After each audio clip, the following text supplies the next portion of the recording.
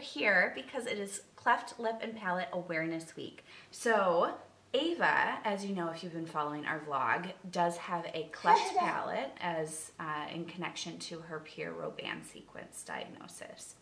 So I will show you a video that we have of Ava's cleft palate. In utero, what happened was that as her body was forming, the roof of her mouth never completely closed. And so there's a big opening from her mouth up until her nasal passage. So I want to talk a little bit about how the clefts work. So in utero, there's two halves that come together in the roof of your mouth and then to form your lip here. And for some babies, that doesn't close all the way. And it can be a variation. It could be the hard palate, which is the hard part of the roof of your mouth. It could be the soft palate. It could be a combination of two. It could be that and the lip. All of these things affect their speech and affect their feeding.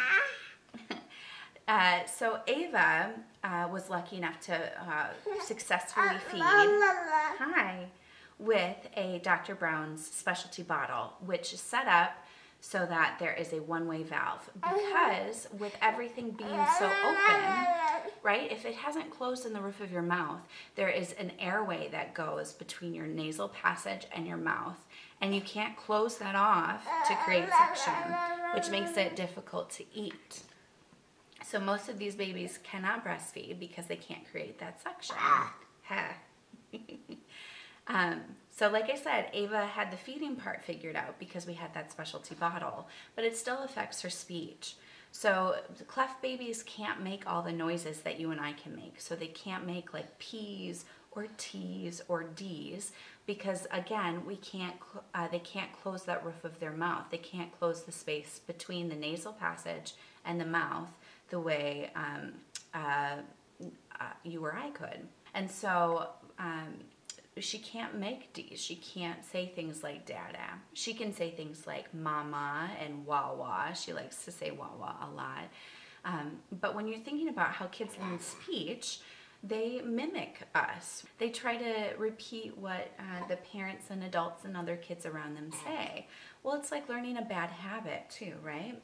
If you try to learn something and learn the wrong way to do it, but it still kind of works, it's really hard to unlearn that habit. So a lot of these kids do end up needing speech therapy because they need to be able to relearn and refigure out how to create these noises. Another big piece of this, because like I said, they'll need the speech therapy, they can figure out the eating usually, but there's still that hole. And long term, in order for speech to work the way it does for you or I, they need to have surgery intervention. Now we're lucky because we're a first world country so that we have access to this surgery. In third world countries, that's not always the case. If you have a chance and want to donate to organizations that help supply this in those third world countries, places like Smile Train or Operation Smile, I'll leave those links below. So Ava's surgery is actually going to be at the end of the month. So it is a pretty intensive surgery, obviously, because it's basically like, to close that gap, they have to put flaps of skin that are so delicate, it's like two pieces of tissue paper on top of each other, just kind of hanging precariously in the back of her mouth. So the healing time is about 2 to 3 weeks, with full recovery up to 8 weeks is my understanding. So it's going to be a big ordeal, but it will definitely help her long term. Other places to get more information are places like Cleftopedia, the Cleft Lip and Palate Association in the UK, and then the Cleft Palate Foundation. Those last two organizations do also do a lot of research on clefts, so those would be another good place to donate if you're looking to help. I also want to give a shout out to the Cleft Palate Association.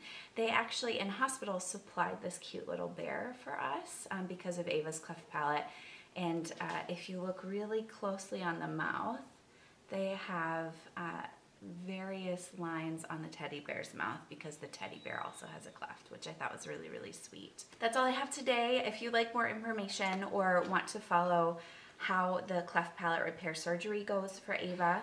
Feel free to subscribe, like, or follow.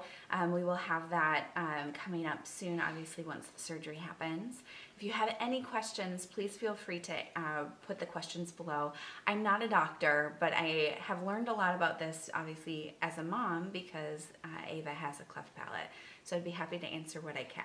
The last thing I'll say today is that something common that parents are worried about when their babies have a cleft, whether that's a cleft lip or a cleft palate, is teasing and bullying. Because especially young kids, they ask questions to understand the world around them. They want to figure out why things are different from them. Well, for a kiddo that may have a scar from a cleft lip or may sound different because they, like I said, had to relearn how to speak with their cleft palate surgery, that can be really, really tough. So I would ask you that you teach your kids how to be kind. You know, teach them empathy, teach them how people are different from them, and that is completely okay. That is my big request. Now that you know more about it, you can teach your kids about it, you can teach your friends about it. Share this video if it would be helpful. But that's what I'd like to leave on today. Let's be kind to each other, because the world's going to be a better place if we are. We are going to sign off, but thanks so much for listening to us. Happy Cleft Lip and Palate Awareness Week.